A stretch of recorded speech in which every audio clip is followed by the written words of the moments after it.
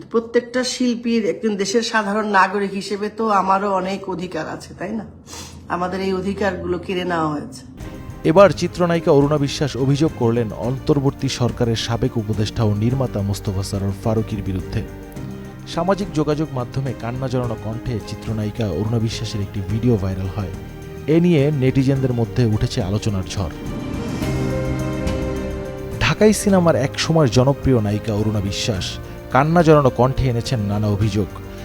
এক ভিডিও বার্তায় তিনি অভিযোগে বলেন, ফারুকী অর্থের বিনিময়ে সবকিছু ম্যানেজ করত বলেই কোনো আয়োজনে প্রবেশাধিকার ছিল না তার। আমি মিস করি আমার দেশটাকে। কাজই করতে পারতাম না, কোথাও ঢুকতে পারতাম না, সেখানেই ফারুকী, যেখানেই গেছি সেখানেই ফারুকী, সেখানেই ফারুকী, সেখানেই ফারুকী।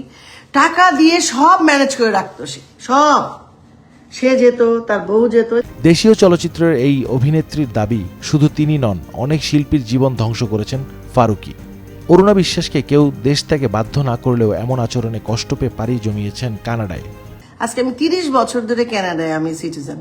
কিভাবে আমি পালাবো বলেন আমাকে? সম্ভব আমার পক্ষে পালানো? কেন পালাবো আমি?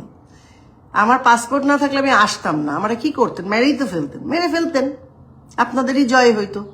নিজের দেশ থেকে আমার এইভাবে চলে আসতে হবে না, আমাকে কেউ কিছু বলে নাই। আমি নিজেই কেন জানি মনে হয়েছে যে না, আমি চলে যাই, আমার কেউ কিছু। কিন্তু এয়ারপোর্টে যে লোকটা আমাকে বারবার বিরক্ত করতেছিল, ওই লোকটাকে আমি জানতে চাই। আমি আশা করি ভবিষ্যতে ওই লোকের সন্ধান আমি পাবো। সে কে, কোথায় আছে, তাই জিজ্ঞাসা করবো, ভাই আপনি আমার সাথে কেন এমন করতেছিলেন?